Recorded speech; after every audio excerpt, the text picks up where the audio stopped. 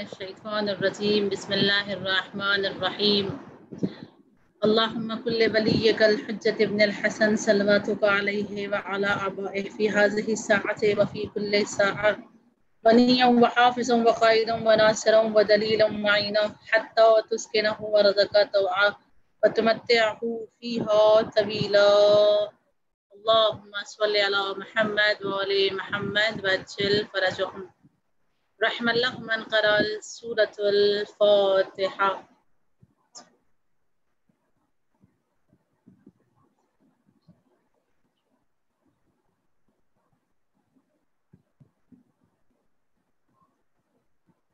لا حول ولا قوة إلا بالله العلي العظيم. أعوذ بالله من الشيطان الرجيم. بسم الله الرحمن الرحيم. الحمد لله الذي هدانا لهذا وما كنا لنهتدي لولا أن هدانا الله.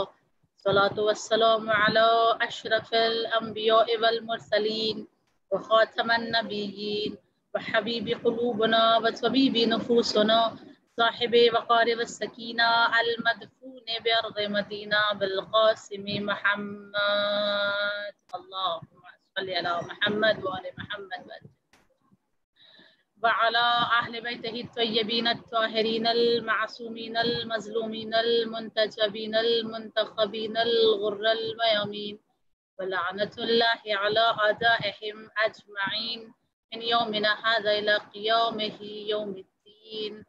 أما بعد فقد قال الله تبارك وتعالى في كتابه المبين وفرقانه الحميد وقوله الحق. بسم الله الرحمن الرحيم. كل نفس ذائقة الموت. صلوات پڑھیں محمد وآل محمد. اللهم صل على محمد وآل محمد. کنیزان زہرا السلام علیکم جمیعا ورحمۃ اللہ وبرکاتہ. آغاز مجلس خداوند کریم کی حمد و ثنا سے جو ہم سب کا خالق اور ہم سب کا رازق ہے، وہ معبود جو اپنے بندوں سے بے انتہا محبت کرتا ہے، وہ خدا جس نے اپنے بندوں کو خلق کرنے کے بعد کبھی تنہا نہیں چھوڑا. اگر ہمیں اور آپ کو خداوند کریم کا محبت کا اندازہ لگانا ہے، اس کے عشق کا اندازہ لگانا ہے کہ وہ ہم سے کیسا عشق کرتا ہے، کیسی محبت کرتا ہے، تو اس چھوٹی سی ایک روایت کے ذریعے سے ہم سمجھتے ہیں کہ ایک راستے سے نبی کریم گزر رہے تھے، ان کے ساتھ ان کے کچھ صحابی بھی تھے. راستے سے گزرتے گزرتے دیکھا نبی کریم نے کہ ایک عورت ہے اور اس کی گود میں ایک بچہ بیٹھا ہوا ہے جو کالا سا ہے، ہاتھ اس کا ٹیڑھا ہے، بہت عجیب سا لگ رہا تھا. اور وہ عورت اس بچے سے بہت پیار کر رہی تھی، بوسہ دے رہی تھی، گلے لگا رہی تھی، چوم رہی تھی، بہت زیادہ بہت محبتیں اس پر لٹا رہی تھی. تو نبی کریم نے اپنے صحابیوں سے مخاطب ہو کر کہا کہ دیکھو کیسی عورت ہے، ایک عجیب سا بچہ گود میں بٹھائے ہوئے ہے اور ایسے پیار کر رہی ہے جیسے 14ویں کے چاند سے پیار کرتے ہیں کوئی. صحابیوں نے کہا یا رسول اللہ، یہ اس بچے سے اتنا پیار اس لیے کر رہی ہے کیونکہ یہ اس کی ماں ہے، یہ بچہ اس کا خود کا اپنا ہے، یہ ماں ہے اس کی. اور ویسے بھی کہتے ہیں نا کہ ہر بچہ اپنے ماں کے لیے یوسف ہوتا ہے، خدا ہر یوسف کو سلامت رکھے. انہوں نے جواب دیا یا رسول اللہ، یہ ماں ہے اور بچہ چاہے جیسا ہو، ماں اپنے بچے سے بہت محبت کرتی ہے. نبی کریم نے مسکرا کر جواب دیا، میں بس یہی سمجھانا چاہتا تھا کہ جیسے بچہ چاہے جیسے بھی ہو ماں محبت کرتی ہے، اسی طرح بندہ چاہے جیسا بھی ہو خدا محبت کرتا ہے، اپنے بندے سے بہت محبت کرتا ہے، اپنے بندے کی جدائی ایک لمحے کے لیے بھی برداشت نہیں کر پاتا. لہٰذا روایات یہ کہتی ہے کہ جب خدا یہ دیکھتا ہے کہ میرا کوئی بندہ مجھ سے تھوڑا سا دور ہو گیا، دنیا کے عیش میں اتنا زیادہ وہ گم ہو گیا کہ وہ میرے پاس اب آتا نہیں ہے، وہ مجھ سے باتیں نہیں کرتا ہے، وہ میرے پاس آ کر گلے شکوے نہیں کر رہا ہے، وہ مجھ سے کچھ مانگ نہیں رہا ہے، تو خداوند کریم اس کو تھوڑا سا پریشان کرتا ہے اور پریشان کر کے اسے اپنے پاس بلاتا ہے. کیوں؟ اس لیے کہ خداوند کریم کو اپنے بندے کی جدائی برداشت نہیں ہے، وہ اپنے بندے کو اپنے قریب رکھنا چاہتا ہے، وہ اپنے بندے سے ہمیشہ مل کر گفتگو کرنا چاہتا ہے، رات کی تنہائی میں چاہتا ہے کہ میرا بندہ مجھ سے باتیں کرے. اور یہی خداوند کریم جو ہم سے اتنا اتنا زیادہ پیار کرتا ہے. ہم کبھی کبھی ایسا سوچتے ہیں کہ خدا نے ہمیں تنہا چھوڑ دیا, خدا نے ہمیں اکیلا چھوڑ دیا. معبود کبھی اپنے بندے کو اکیلا نہیں چھوڑتا. خداوند کریم نے کبھی بھی اپنے بندے کو تنہا نہیں کیا ہے, اپنے بندے کو اکیلا نہیں کیا ہے. جس طرح کہتے ہیں کہ جب حضرت موسیٰ کو لینے کے لیے ملک الموت آئے تھے اور جب لے جا رہے تھے ان کو اور کہا کہ چلنا ہے آپ کو ہمارے ساتھ, نبی تھے, کہا ٹھیک ہے چلوں گا, مگر کیا مہلت دے سکتے ہو کہ میں اپنے بیوی اور بچوں سے ملاقات کر لوں؟ ملک الموت نے جواب دیا نہیں, اجازت نہیں ہے آپ کو اجازت نہیں ہے. خدا نے کہا جہاں آپ جس حالت میں ہیں آپ کو اسی حالت میں لے جانا ہے. کہا تھوڑی سی فکر ہو رہی ہے مجھے اپنے بچوں کی, یعنی تنہا چھوڑ کے جا رہا ہوں, بیوی کی تھوڑی سی فکر ہو رہی ہے, اکیلا چھوڑ کے جا رہا ہوں. اللہ نے آواز دی, موسیٰ تمہیں اپنی بچے کی فکر ہو رہی ہے, اپنے بیوی کی فکر ہو رہی ہے کہ اکیلا چھوڑ کے جا رہے ہو تو اب ان کو کون دیکھے گا, ایک بار ملنا چاہتے ہو؟ کہا خداوند کریم ہاں ملنا چاہتا ہوں. کہا ایک کام کرو, ایک دریا کے کنارے جاؤ. حضرت موسیٰ کو ایک دریا کے کنارے بھیجا اور کہا کہ اب اس دریا میں اپنا عصا مارو. عصا مارا, عصا مارنے کے بعد پانی پھٹ گیا. کہا دیکھو کہ زمین کی اس سمندر کے اس دریا کے تہ میں تم کو کیا نظر آتا ہے؟ کہا مٹی نظر آتی ہے. کہا مٹی کے نیچے کچھ نظر آتا ہے؟ کہا ہاں پتھر نظر آتا ہے. کہا پتھر کو ہٹا دو. پتھر کو ہٹایا. جب پتھر ہٹایا ہے نا تو کہا اب کیا نظر آتا ہے؟ کہا خداوند کریم ایک کیڑا نظر آتا ہے, چھوٹا سا, بہت چھوٹا سا ایک کیڑا ہے. کہا اس کیڑے کے اندر کیا نظر آتا ہے؟ کہا معبود میں دیکھ رہا ہوں کہ اس کیڑے نے اپنے منہ میں ایک ہرے رنگ کی پتی دبائی ہوئی ہے, یعنی اس کی غذا وہ استعمال کر رہا ہے, وہ کھانا کھا رہا ہے. معبود نے کہا موسیٰ دیکھ رہے ہو سمندر کے اندر مٹی ہے, مٹی کے اندر پتھر ہے, پتھر کے نیچے ایک کیڑا ہے. میں نے اسے بھی بھوکا نہیں رکھا, میں نے اسے بھی تنہا نہیں چھوڑا, میں نے اسے بھی اکیلا نہیں کیا, میں اس کا رزق بھی اس تک پہنچا رہا ہوں جو خدا سمندر کی تہ کے اندر رہنے والے کیڑے مکوڑے کا رزق اس کو عطا کرتا ہے. تم نے کیسے سوچ لیا کہ تمہاری بیوی بچے اکیلے ہو جائیں گے؟ رازق میں ہوں, رب میں ہوں, خالق میں ہوں, میں ان کا خیال رکھنے والا ہوں, تمہیں میرے پاس آنا ہے بس. حضرت موسیٰ مسکراتے ہوئے خدا سے ملاقات کرتے ہیں. اور پھر خداوند کریم نے یہ بھی کہہ دیا, اور یہاں سے ہمیں یہ بھی پتہ چلتا ہے کہ جب اللہ کے بڑے بڑے نبی موت کی منزل سے گزرے ہیں, خود اگر میں لفظوں کو بدل کر کہہ دوں تو شاید یہ کہنا صحیح ہوگا کہ جب خود اللہ کے حبیب کو موت کی منزل سے گزرنا پڑا, جب مولا کائنات کو موت کی منزل سے گزرنا پڑا, جب جناب سیدہ عالمین کو موت کی منزل سے گزرنا پڑا, تو ہماری اور آپ کی کیا بساط ہے؟ کیا ہم بچ جائیں گے؟ کیا ہم باقی رہ جانے والے ہیں؟ کیا دنیا میں کسی ایسے انسان کو ہم نے دیکھا ہے جس نے خدا کو رشوت دی ہو کہ معبود میری عمر کو تھوڑا سا بڑا کر دے, میں ابھی نہیں مرنا چاہتا ہوں, میں 90 میں مروں گا, میں 100 پار کرنے کے بعد مروں گا؟ نہیں, ہر ایک کو مرنا. مزے کی بات یہ ہے کہ جب دنیا سے جانا ہے نا تو جاتے ہوئے کسی کو یہ نہیں معلوم ہے کہ کون کب جائے گا, کسی کو اپنا معین وقت نہیں معلوم ہے. لہٰذا کہا ہر وقت ہمیں تیار ہونا چاہیے. میں بولتے بولتے خاموش ہو جاؤں, ہو سکتا ہے, ممکن ہے میں بولتے بولتے خاموش ہو جاؤں, آپ سنتے سنتے خاموش ہو جائیں, ممکن ہے, ممکن. آپ ڈر نہیں جائیے گا کہ یہ کیسی بات ہے, نہیں, یہ ممکن ہے, کہیں بھی ہو سکتا ہے ہمارے اور آپ کے ساتھ. اس لیے خداوند کریم نے کہہ دیا قرآن مجید میں کل نفس ذائقۃ, جتنے بھی نفس ہیں, جتنی بھی زندگیاں ہیں, ہر ایک کو موت آ جانی ہے, ہر ایک کو ختم ہو جانا ہے. کیا یہ ختم ہو جانا ہمارا اور آپ کا, دنیا سے چلا جانا, یہ موت آ جانا, کیا ہماری زندگی کا خاتمہ ہے؟ نہیں, یہ ہماری زندگی کا خاتمہ نہیں ہے, بلکہ ہماری زندگی سے یہ ایک زندگی کا ختم ہو کر دوسری زندگی میں قدم رکھنا ہے. اسی لیے کہتے ہیں انتقال. انتقال یعنی کیا؟ فلاں انسان کا انتقال ہو گیا. انتقال یعنی کیا؟ مٹ گیا بولتے ہیں نہیں, مٹ گیا نہیں بولتے, ختم ہو گیا بولتے نہیں, ختم نہیں ہو گیا, انتقال ہو گیا. انتقال ہو گیا یعنی کہ منتقل ہو گیا, یعنی ٹرانسفر ہو گیا. انتقال ٹرانسفر کو کہتے ہیں, ایک دنیا سے دوسری دنیا میں اس کا ٹرانسفر ہوا ہے. انتقال کا معنی یہ ہوتا ہے کہ ختم نہیں ہو گیا, مٹ نہیں گیا, اس کی ہستی ختم نہیں ہو گئی ہے, بلکہ انتقال کا مطلب یہ ہے کہ ایک دنیا سے دوسری دنیا میں اس کا ٹرانسفر ہوا ہے. اور یہ جو دوسری دنیا ہے وہ برزخ کی دنیا ہے, اور پھر جب قیامت آئے گی تو قیامت کے بعد ایک اور دنیا ہوگی جسے محشر کی دنیا کہتے ہیں, اور پھر محشر کی دنیا کے بعد جب حساب و کتاب ہوگا تو جنت اور جہنم کی دنیا ہوگی جو بہت ہی اعلیٰ ہے. کہتے ہیں روایات کے مطابق کہ جتنی بڑی یہ دنیا ہے جس میں ہم رہتے ہیں, کوئی ایسا ہے ہم میں سے جو ہم کو سن رہا ہے جس نے ورلڈ ٹور کیا ہو, پوری دنیا دیکھ لی ہو, دنیا کی ہر چیز اس نے جان لی ہو, ہر ایک انسان کہے گا قاصر ہے. کوئی ایسا نہیں ہے کہ جس نے پوری دنیا کو دیکھ لیا ہو, پوری دنیا کی ہر چیز کو جان گیا ہو. ہر انسان اس سے محتاج ہے کہ وہ سب کچھ جان جائے, سب کچھ دیکھ لے. جتنی بڑی یہ دنیا ہے نا, اتنی بڑی دنیا, اتنی بڑی کائنات کا خالق ہے نا, یہ دنیا جتنی بڑی ہے اس سے ہزاروں گنا زیادہ بڑی برزخ کی دنیا, اور پھر اس سے ہزاروں گنا زیادہ بڑی ہماری آخرت کی دنیا ہے, وہ آخرت کی دنیا. لہٰذا کوئی مرنے کے بعد یہ نہ سوچے کہ ہم اینڈ ہو گیا, ہمارا اینڈ ہو گیا, ہمارا خاتمہ ہو گیا. نہیں, بلکہ ہماری ایک نئی زندگی شروع ہوتی ہے, اور پھر جو نئی زندگی ہماری اس دنیا کے بعد جو برزخ کی دنیا ہے, اس دنیا کے لیے تھوڑا سا ہمیں اور آپ کو اویئر ہونا ہے. اس لیے کہ چھٹے امام, میں تھوڑی سی بات آج برزخ پہ کرنا چاہتی ہوں, بہت مختصر سی. حالانکہ برزخ پہ تو پورا اشرا پڑھا جا سکتا ہے, لیکن میں تھوڑی سی بات آج برزخ کے متعلق کرنا چاہتی ہوں آپ لوگوں کے ساتھ, کہ یہ جو برزخ کی منزل ہے نا, اس کے مطابق چھٹے امام نے کیا ارشاد فرمایا. مولا فرماتے ہیں کہ اے میرے شیعوں, میں تمہارے لیے جنت کو لے کر فکر مند نہیں ہوں, آخرت کو لے کر فکر مند نہیں ہوں, جہنم کو لے کر فکر مند نہیں ہوں. کیوں؟ اس لیے کہ آخرت میں محشر میں ہم ہوں گے شفاعت کے لیے, وہاں ہماری شفاعت تمہیں ملے گی. وہاں کا مسئلہ نہیں ہے. مسئلہ جو میں تمہارے لیے فکر مند ہوں, جو میرے دل میں تمہارے لیے خوف ہے, جو میں تمہارے لیے ڈرتا ہوں, مین جو مسئلہ ہے وہ برزخ کا ہے. سننے والوں نے پوچھا, مولا برزخ یعنی چیئے, برزخ کسے کہتے ہیں, یعنی کیا برزخ یعنی کیا؟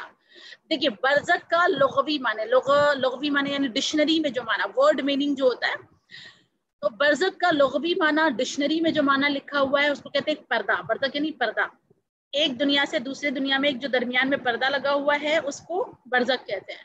یعنی آخرت کی دنیا سے ایک پردہ ہمارے سامنے لگا ہوا ہے, اور یہ دنیا میں ہم اس پار ہیں, وہ اس پار آخرت کی دنیا ہے, اس پار برزخ ہے. اس پردے کو, درمیان کے پردے کو کہتے ہیں برزخ کا راستہ. ٹھیک ہے, برزخ جب مولا سے پوچھا گیا, مولا برزخ یعنی کیا, تو مولا نے عرض کیا, مرنے سے پہلی رات, جو مرنے کی جو پہلی رات ہوتی ہے, اس پہلی رات سے لے کر آخرت یعنی قیامت تک کی جو منزل ہوتی ہے, جو فاصلہ تمہیں طے کرنا ہوتا ہے قبر کی منزل تک, میں اسے برزخ کہتے ہیں, وہ برزخ کا راستہ ہوتا ہے. مولا فرماتے ہیں بس اسی برزخ کو لے کر میں تمہارے لیے پریشان ہوں, تم محشر کے لیے پریشان نہ ہونا, فقط اپنے برزخ کا انتظام کر کے آنا, اپنے برزخ کا انتظام کر کے آنا. بڑا مشکل مرحلہ ہوتا ہے برزخ کا, بڑا مشکل مرحلہ ہوتا ہے پہلی رات کا. قبر میں جو پہلی رات ہوتی ہے اس کا مرحلہ بھی بہت سخت ہوتا ہے. میں اگر اس کی سختی آپ کے سامنے پیش کروں, دیکھیے ڈرانے کا بالکل مقصد نہیں ہے کہ انسان ڈر جائے, اس لیے کہ خدا غفور الرحیم ہے, ایک سانس میں وہ ہمیں معاف کر سکتا ہے, ایک آنسو بخشوانے کے لیے کافی ہوتا ہے. اور آج تو ماحول ایسا ہے کہ مجھے ایسا لگتا ہے کہ ہر دروازے پر موت کھڑی ہے اور ہمیں بلا رہی ہے, ہر دروازے پر موت ہمیں دستک دے رہی ہے, ہمیں اور آپ کو ریڈی رہنا ہے. ایسا ہمیں جاننا چاہیے کہ یہ جو برزخ کا اور پہلی رات کی جو وحشت ہے وہ کیا ہے. وہ پوری داستان آپ کے سامنے نہیں پیش کروں گی, مگر اگر آپ کو یاد ہوگا, آپ نے کہیں سنا ہوگا, پڑھا ہوگا, تو جب جناب سلمان فارسی نے قبرستان میں ایک مردے سے بات کی تھی, ایک مردے سے گفتگو کی تھی, تو اس مردے سے سوال پوچھا تھا, آپ مجھے یہ بتائیے, پہلے سلام کیا, اس نے جواب دیا, جواب دے کر مجھ سے بات کرو. جناب سلمان فارسی نے کہا مجھ سے بات کرو, اس مردے نے بات کی. جناب سلمان فارسی نے اس مردے سے پوچھا تھا کہ تم یہ بتاؤ کہ جنت میں گئے ہو یا جہنم میں گئے ہو. دیکھیے برزخ کی بھی جنت اور جہنم ہوتی ہے. اس نے جواب دیا مردے نے, سلمان فارسی, میں جنت میں گیا ہوں, برزخ کی جنت مجھے ملی ہے. اس کو برزخ کی جنت ملی ہے, آپ اس بات کو دھیان میں رکھ کر اب آگے کی باتیں سنیے گا, اس کو اپنے ذہن میں رکھیے گا کہ اس کو برزخ کی جنت ملی ہے. برزخ کی جنت پا لینے والا, اب اس سے سوال پوچھا جناب سلمان فارسی نے, تمہیں برزخ کی جنت ملی ہے کہاں؟ کہا بتاؤ موت تمہارے لیے کیسی تھی. جس کو برزخ کی جنت ملی ہے اب وہ بیان کر رہا ہے کہ میرے لیے موت ایسی تھی کہ جب میری روح نکالی جا رہی تھی مجھے ایسا لگ رہا تھا کہ آگ کی کینچی سے کوئی میرے جسم کے ٹکڑے کاٹ رہا ہو اور ایک ایک میرے جسم کے گوشت کے ٹکڑوں کو کاٹا گیا ہو. اتنا درد اور اتنی تکلیف مجھے ہو رہی تھی کہ برداشت کے قابل نہیں تھی. جسے جنت مل گئی ہے وہ بتا رہا ہے کہ اور اس کا سکرات کا عالم کیا تھا. کا اس کے بعد غسل اور کفن کی منزل جب تھی وہ کیا تھی. وہ کہتا ہے جب غسل دینے والے مجھے غسل دے رہے تھے میری روح چیخ رہی تھی, میری روح چلا رہی تھی.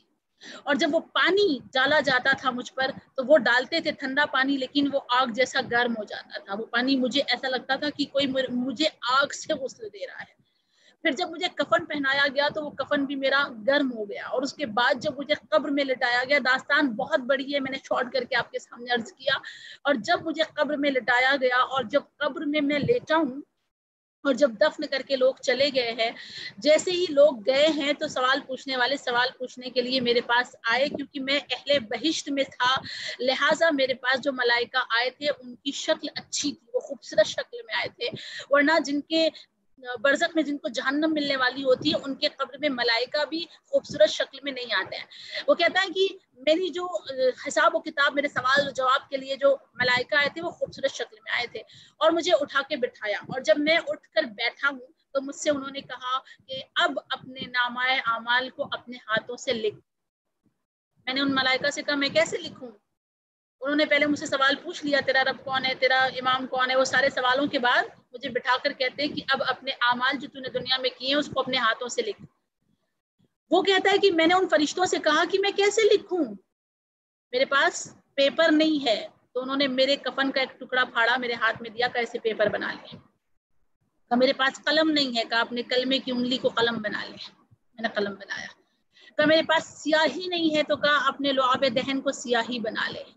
اس کفن کے ایک پارچے پر، ایک ٹکڑے پر وہ مجھے میرے اعمال گنواتے جاتے تھے، اپنی مرضی سے میں نے نہیں لکھا کہ میں جو میں نے کیا تھا وہ کچھ اس میں سے کٹ کر دوں اور جو میں اپنی مرضی سے لکھنا چاہتا ہوں وہ لکھوں، نہیں، ان فرشتوں نے مجھے بتایا تو نے یہ کیا، تو نے یہ کیا، تو نے یہ کیا، اور میں نے اپنے ہاتھوں سے وہ لکھا کہ ہاں میں نے یہ کیا تھا۔ میں نے انگلی کو قلم بنایا، پین بنایا، اپنے لعاب دہن کو میں نے سیاہی بنایا، اور وہ کفن کا ٹکڑا میرے لیے کاغذ بنا، اور پھر میں نے اس میں اپنے نامہ اعمال کو اپنے ہاتھوں سے لکھا۔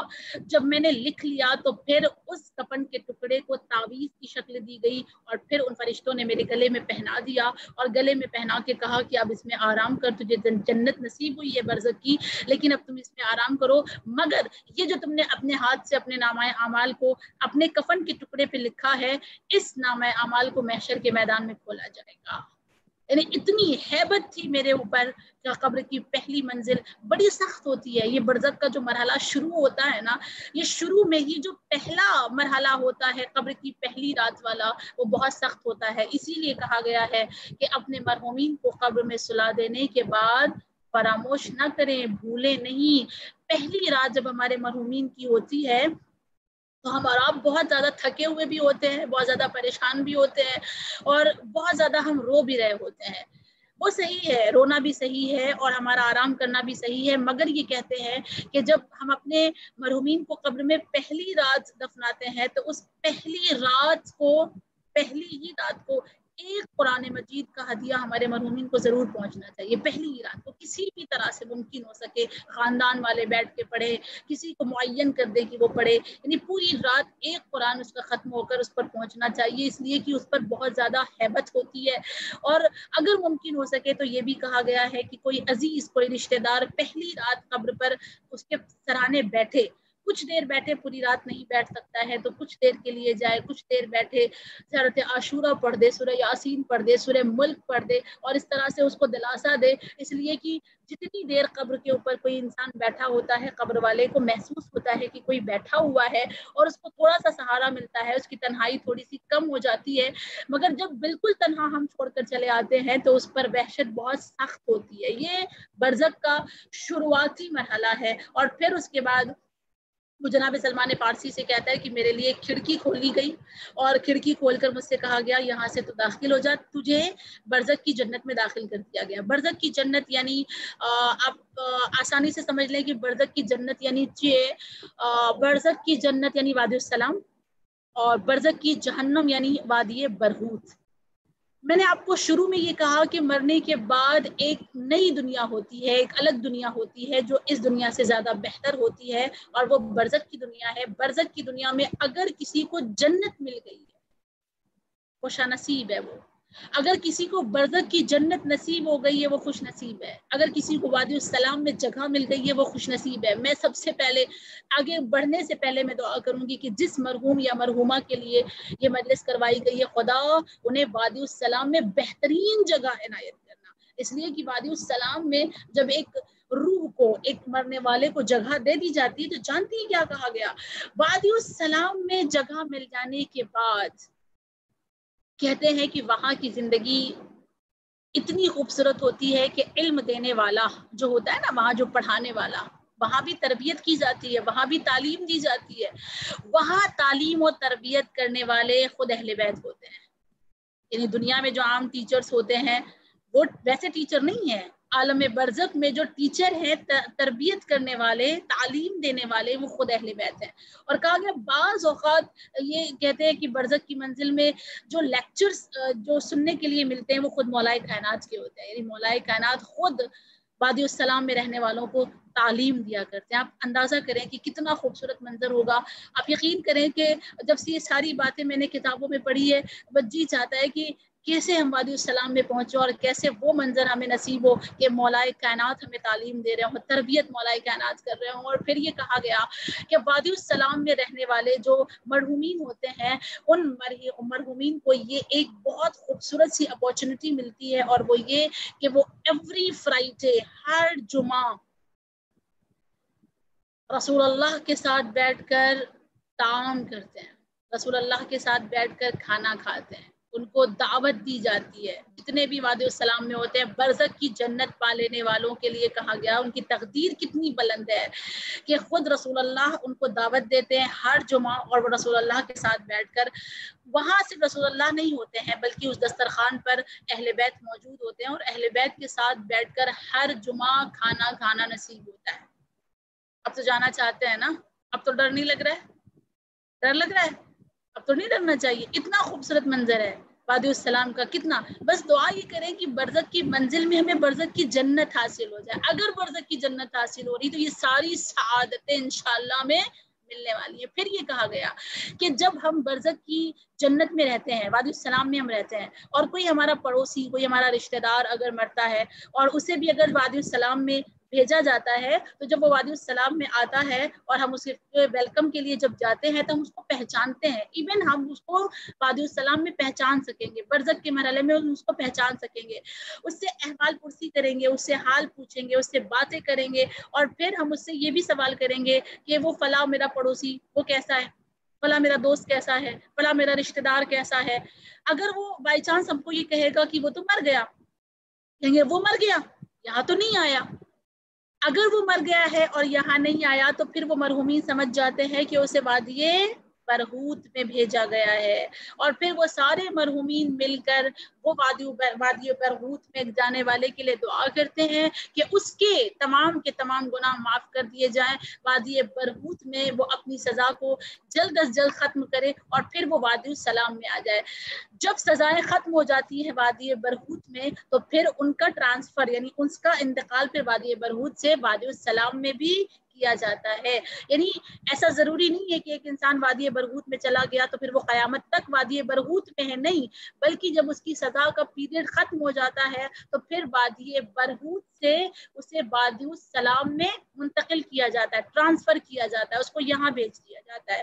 اور پھر یہ وادی السلام یہ وہ جگہ ہے کہ جہاں ہر کوئی جانا چاہتا ہے، جہاں ہر کوئی دفن ہونا چاہتا ہے۔ خدا سے دعا کریں گے کہ معبود حقیقی ہم کہیں بھی مریں، کہیں بھی مریں، کہیں بھی دفن ہو، تجھے واسطہ ہے کربلا والوں کا، ہماری روحوں کو وادی السلام میں جگہ عنایت کرنا، اس لیے کہ تیری قدرت کاملہ میں یہ ہے۔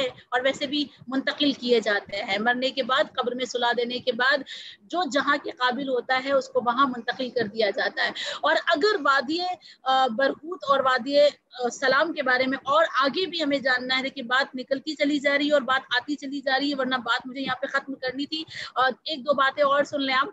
کہتے ہیں کہ وادی یہ جو برزخ کا راستہ ہے، یہ جو وادی السلام کی دنیا ہے، یہ دنیا اتنی عظیم دنیا ہے کہ ایک شاگرد تھا، اسٹوڈنٹ تھا، طالب علم، دینی طالب علم، یعنی اسلام کا طالب علم تھا، اور ان کے جو استاد تھے وہ ایک بہت بڑے بزرگ عالم تھے، بہت اچھے سے تربیت کی تھی، اپنے اسٹوڈنٹ کو بہت پیار کرتے تھے، اس لیے کہ بہت لائق اسٹوڈنٹ تھا، بہت اچھا اسٹوڈنٹ تھا۔ لیکن ہوا یہ کہ عالم جوانی میں وہ اسٹوڈنٹ مر گیا۔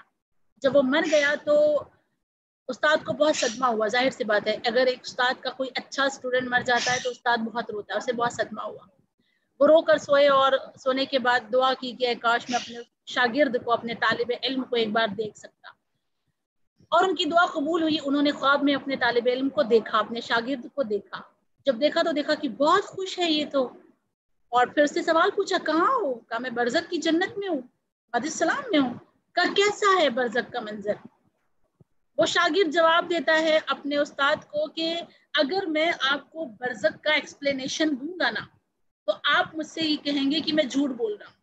यानी आलम ख्वाब में वो क्या बता रहा है अपने उस्ताद को कि अगर आप मुझे पूछेंगे बरज़ख के बारे में और मैं उसका एक्सप्लेनेशन आपको दे दूंगा तो आप या तो मुझसे कहेंगे कि मैं झूठ बोल रहा हूँ या आप मेरी बातों पर यकीन नहीं करेंगे। कहा क्यों? कहा इसलिए कि हमने जो कुछ भी बरज़ख के बारे में पढ़ा था उससे कहीं ज्यादा बरज़ख वसी है, बड़ी है।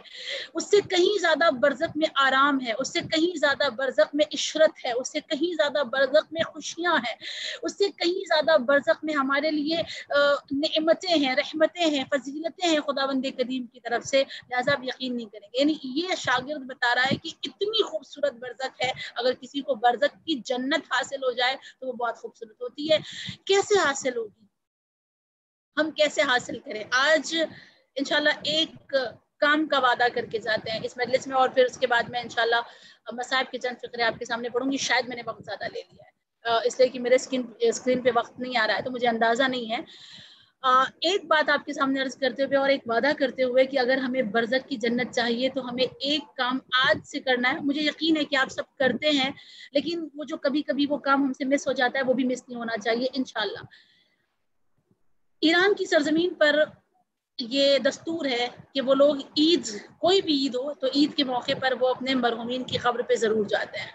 हमारी भी जिम्मेदारी है, चाहे वो ईद गदीर हो, चाहे वो ईद फित्र हो, चाहे वो ईद ज़ुहा हो, चाहे वो ईद जुमा हो। बहुत ज़्यादा ताकीद की गई है कि जुमा के दिन अपने मरहूमीन की कब्र पे जाओ, बहुत अजर है, बहुत सवाब है। तो चाहे कोई भी ईद हो अपने मरहूमीन की कब्र पे जाए। ईद का मौका था और कुछ जवान जो है कब्रिस्तान गए और जाने के बाद सारे अपने अपने मरहूमीन के लिए फातिहा पढ़ने के बाद उन्होंने देखा कि एक कब्र है जो मेरे पड़ोस की थी, पड़ोसी की, और वो पड़ोसी जो है एक कसाई था, कस्साब था, गोश्त बेचने वाला था। और ये कहा कि ठीक है चलो इस पे भी पढ़ लेते हैं, फातिहा पढ़ लेते हैं।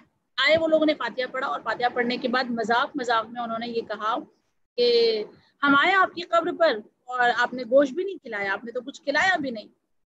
कब्र से आवाज आई, बता के थोड़ी आए थे, बताकर आए होते तो पका के रखा होता, अगले जुमा आना तो हम तुम्हारे लिए इंतजाम रखेंगे। देखिए कब्र से ऐसी आवाज आ जाना एक मुर्दे की, ये अगर हम और आप होते तो बगल में हमारी कब्र उसी वक्त बन गई होती।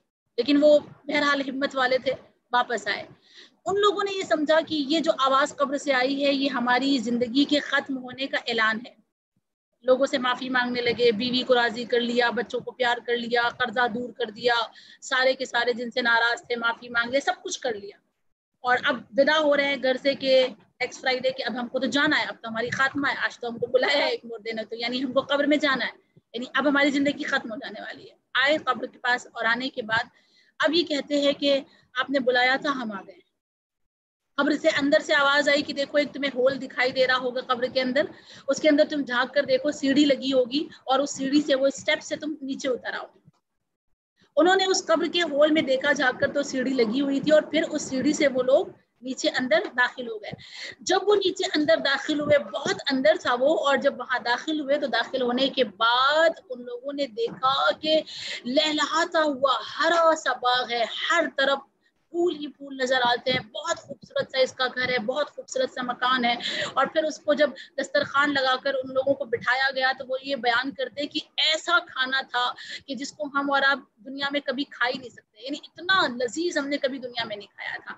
और उस खाने को हमने खाया और फिर हमने सवाल पूछा कि भाई तू तो एक कसाई था, गोश्त बेचता था, हमने तो कभी तुझे बहुत बड़ा ग्रैंड काम करते हुए नहीं देखा, अल्लाह के लिए कोई नेकी बहुत बड़ी, किसी को तूने खाना खिलाया हो, किसी के लिए बहुत बड़ा बड़ा तूने काम किया हो, दीन का तो इतना तूने बड़ा कोई काम नहीं किया था, फिर ये किसके बदले में तुझे इतना कुछ मिला है? जवाब देता है, मुझे यकीन है आप में से बहुत सारे लोगों को ये मालूम होगा, जवाब देता है, जानते हो ये मुझे किस चीज के बदले में मिला है? कहा क्या?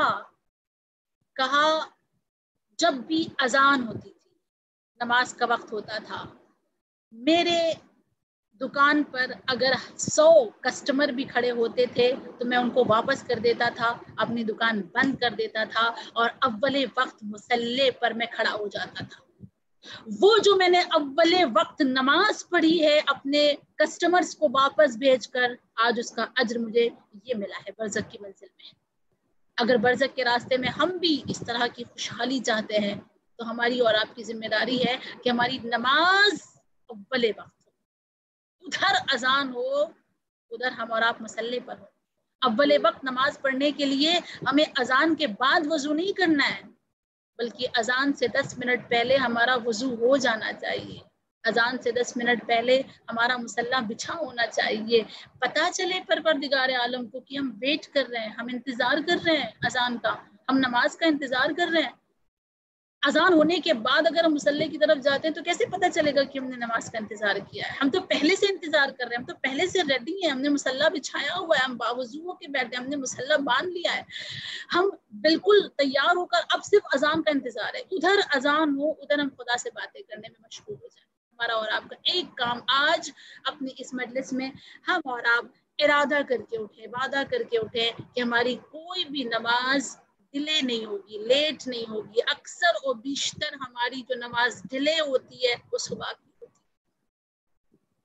اذان مثال کے طور پہ 5 بجے ہو رہی ہے تو ہمارا الارم ہوتا ہے 5:30 بجے کا۔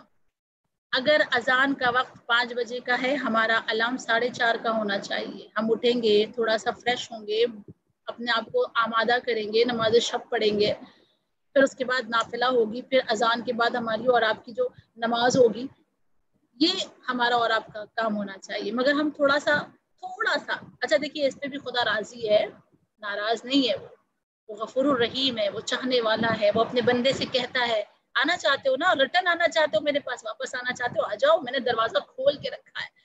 آج تک اگر ڈیلے کر کے پڑھی ہے، کل سے اول وقت پڑھنے لگو، تمہارے لیے برزخ کا یہی راستہ میں تیار کر دوں گا، یہی راستہ تیار کر دوں گا، اور فقط اپنے لیے نہیں بلکہ اپنے مرحومین کے لیے بھی برزخ کی آسانیوں کا انتظام کریں۔ اپنے ہر نیک عمل میں اپنے مرحومین کو شامل رکھیں، کوئی بھی نیکی کریں اپنے مرحومین کا نام ضرور لیں کہ یہ نیکی میں نے مرحومین کو بخش دی۔ یاد رکھیں، اپنی نیکیوں کا ثواب مرحومین کو دینے سے ہمارا ثواب ختم نہیں ہوتا بلکہ ہمارا ثواب اور زیادہ بڑھ جاتا ہے۔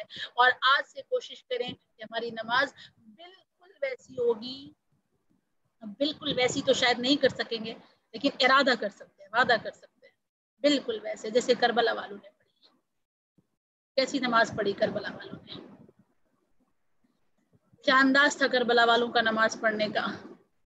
ایک چھوٹی سی روایت پڑھوں گی میں مصائب کی، آپ مجھ سے واقف ہے، میں مصائب بہت زیادہ نہیں پڑھتی۔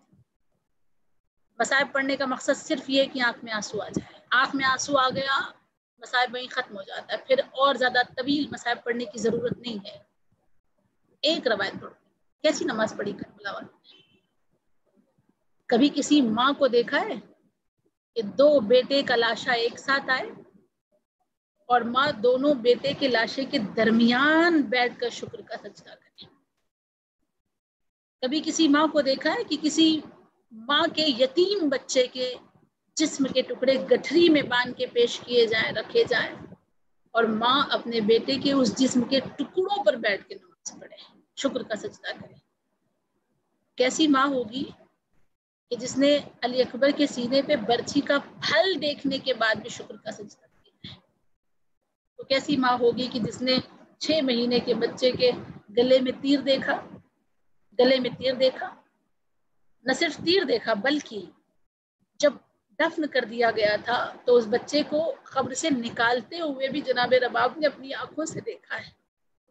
تاریخ کہتی ہے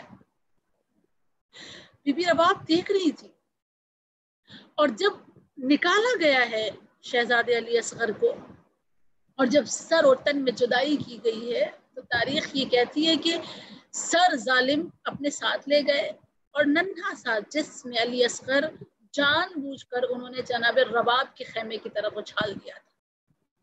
یہ بی بی رباب کا خیمہ، ان حالات میں بھی جناب رباب نے شکر کا سجدہ کیا۔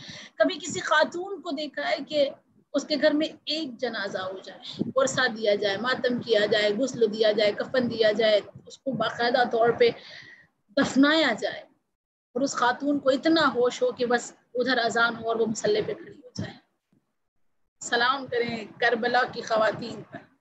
ایک دن میں 72 لاشیں دیکھے، 72، سارے کے سارے زخمی، زخموں سے چور، اور 72 لاشیں دیکھنے کے بعد بھی خیام جلا دیے گئے، خیمے آگ لگا دیے گئے خیموں میں، اور اس کے بعد بھی جب مغربین کی اذان ہوئی تو خاک پر بیٹھی ہوئی بیویوں نے مغرب کی نماز کو اول وقت انجام دیا ہے۔ خاک پر بیٹھ کر یہاں تک حتیٰ تاریخ یہ لکھتی ہے کہ شام غریبہ کی رات جو رات تھی، اس رات کو بھی جناب زینب نے نماز شب انجام دی ہے، زینب نے اس رات کو بھی نماز شب انجام دیا ہے۔ اور یہ کیسا نماز پڑھنے کا انداز تھا کہ ادھر اس طرح سے مصائب کو برداشت کرتے ہوئے بیویاں نماز پڑھ رہی ہیں، ادھر ہتھکڑیوں اور بیڑیوں میں جکڑے ہونے کے باوجود بھی مولا سجاد نماز پڑھتے نظر آتے ہیں، ہتھکڑی اور بیڑیوں میں جکڑے ہوئے ہیں مولا، اور اس کے بعد بھی جہاں کہیں بھی نماز کا وقت ہو جاتا ہے مولا رکوع اور سجدے میں مشغول ہو جاتے ہیں، ہتھکڑیاں جل رہی ہیں، بیڑیاں جل رہی ہیں، توق جل رہا ہے، اور وہ ایسی شدت تھی، ایسی تپش تھی کہ ان ہڈیوں میں سے خون رس رہا تھا، اور یہ توپ اور بیڑیوں کی وجہ سے، اس کی تپش کی وجہ سے مولا سجاد کے گوشت ختم ہو گئے تھے، ہڈیاں نظر آنے لگی تھی، اور پھر بھی مولا نماز ادا کر رہے تھے۔ تاریخ کہتی بس ایک آخری بات کہ ایک مقام ایسا بھی آیا تھا راہ شام میں جب بہت شدت کی دھوپ تھی، ظالموں نے قافلے کو رکایا، استراحت کے لیے اپنے لیے خیمہ لگایا، خود خیمے میں بیٹھے، اہل حرم سے کہا کہ دھوپ میں بیٹھو، اہل حرم دھوپ میں بیٹھے۔ ایک خیمہ حسین ابن نمیر کا تھا، اور اس حسین ابن نمیر کے خیمے کے بالکل پیچھے مولا سجاد آ کے بیٹھے، کیونکہ تھوڑا سا وہاں سایہ آ رہا تھا۔ اور پھر یہ تاریخ کہتی ہے کہ حسین ابن نمیر نے اپنے غلام کو بھیجا، بھیج کے کہا جاؤ دیکھو یہ خیمے میں سائے میں آ کر کون بیٹھا، خیمے کے پیچھے جو پردہ ہے اس کے سائے میں کون آ کے بیٹھا۔ غلام نے آ کر بتایا کہ امام سجاد آ کے بیٹھے ہیں۔ کہا جاؤ جا کر ان سے کہہ دو کہ انہیں سائے میں بیٹھنے کی اجازت نہیں ہے۔ یہ غلام آ کے کہتا ہے مولا سجاد سے کہ آپ کو سائے میں بیٹھنے کی اجازت نہیں ہے، آپ دھوپ میں چلے جائیے۔ مولا سجاد نے اس غلام سے کہا میں بہت دیر تک سائے میں نہیں بیٹھوں گا، میری ہتھکڑیوں اور بیڑیاں بہت جلنے لگی ہے، جیسے ہی میری ہتھکڑیوں اور بیڑیاں ٹھنڈی ہو جائیں گی میں خود دھوپ میں چلا جاؤں گا۔ بس یہ سننا تھا۔ حسین ابن نمیر نے تازیانہ اٹھایا، تازیانہ اٹھا کر مولا سجاد کے پاس آیا، جیسے ہی تازیانہ لگانا چاہا ایک مرتبہ جناب زینب نے تڑپ کر کہا میرے لال سجاد تم دھوپ میں آ جاؤ بیٹا، ہم اپنے بندھے ہوئے ہاتھوں سے تمہاری ہتھکڑی پہ سایہ کر دیں گے، تمہاری ہتھکڑیاں ٹھنڈی ہو جائیں گی، مگر اے میرے لال سجاد اب زینب تمہارے پشت پر تازیانوں کو برداشت نہیں کر سکتی، اب تمہارے پشت پر لگتے ہوئے یہ کوڑے زینب سے دیکھے نہیں جاتے۔ مولا سجاد ہتھکڑیوں کو سنبھالے ہوئے سائے سے دھوپ میں آتے ہیں۔ وَسَيَعْلَمُ الَّذِينَ ظَلَمُوا أَيُّ مُنقَلَبٍ يَنقَلِبُونَ۔ الہی بحق زہرا و ابیہا و بالیہا و بنیہا، خدایا مجلس حسین کو قبول فرما لے، معبود گناہگار آنکھوں نے جو آنسو بہائے ہیں رومال زہرا میں جگہ عنایت فرما، پروردگار عالم واسطہ اہل بیت علیہ السلام کا